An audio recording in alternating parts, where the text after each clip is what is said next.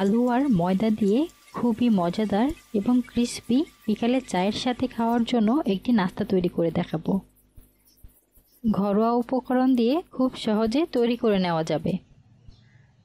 নাস্তাটি তৈরি করার জন্য একটা মিক্সিং বোলের মধ্যে দিচ্ছি 1 কাপ পরিমাণ ময়দা, হাফ চা চামচ পরিমাণ কালো জিরা, স্বাদ মতো লবণ আর 2 টেবিল চামচ পরিমাণ তেল দিচ্ছি। এবার এই সব কিছুকে একটু ভালোভাবে মেখে নিচ্ছি।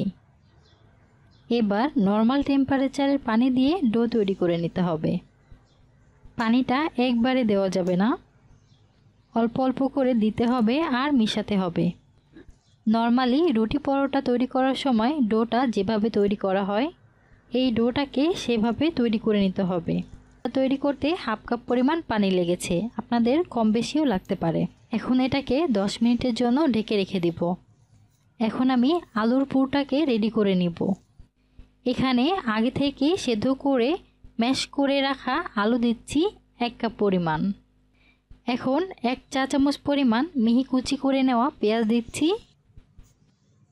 এখন এর মধ্যে হাফ চা চামচ চিলি ফ্লেক্স দিয়ে দিচ্ছি আর দিচ্ছি হাফ চা চামচ মরিচের গুঁড়া, স্বাদ মতো লবণ দিচ্ছি আর হাফ চা চামচ ভাজা জিরার গুঁড়া, আর সাথে দিচ্ছি হাফ চা চামচ নুডলসের মশলা। এটা আপনারা চাইলে বাদ দিতে পারেন, আমি দেই, এতে টেস্টটা অনেক ভালো আসে। এখন সব কিছুকে ভালো করে মিশিয়ে নিচ্ছি। তো আলুর পুরটা তৈরি করে নেওয়া হয়ে গেছে, একটা সাইডে রেখে দিচ্ছি। 10 মিনিট পর এই ডোটা এখন অনেকটাই সফট আর মসৃণ হয়ে গেছে। এখান থেকে অর্ধেকটা ডো নিয়ে একটা বড় সাইজের রুটি বেলে নেব। রুটিটাকে মোটামুটি পাতলা করে বেলে নিতে হবে। রুটি বেলা হয়ে গেলে যে আলুর পুরটা রেডি করে রেখেছিলাম সেখান থেকে কিছু পুর নিয়ে রুটির ওপরে একটু পাতলা করে এভাবে ছড়িয়ে দিতে হবে। মাঝখানে একটু খালি রাখতে হবে। এভাবে করে পুরো রুটিতে ছড়িয়ে দেওয়ার পর একটা পিৎজা কাটার দিয়ে এভাবে কেটে নিতে হবে। আমি এখানে 15 থেকে 16 ভাগে কেটে নিয়েছি। এর মাঝখানে যে খালি রেখেছিলাম সেখানে সামান্য পরিমাণ পানি দিয়ে দিতে হবে। এবার এটাকে রোলের মতো করে ভাঁজ দিয়ে নিতে হবে। এভাবে করে সবগুলো রোল তৈরি করে নিতে হবে।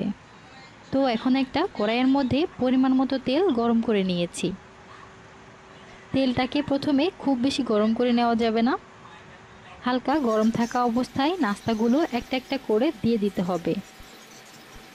এ পর্যায়ে চুলার আঁচ মিডিয়াম লোতে রেখে নাস্তাগুলোকে ভাজতে হবে। যখন দেখবেন ভাজতে ভাজতে সুন্দর একটা কালার চলে আসবে ওই পর্যায়ে উঠিয়ে নিতে হবে। তো আমার সবগুলো ভেজে নেওয়া হয়ে গেছে। বাস তৈরি হয়ে গেল বিকালের মজাদার ক্রিস্পি নাস্তা। একদম সহজ একটা রেসিপি। আশা করি আপনাদের ভালো লেগেছে। ভালো লাগলে আমাকে অবশ্যই কমেন্ট করে জানাবেন। সবাইকে অসংখ্য ধন্যবাদ।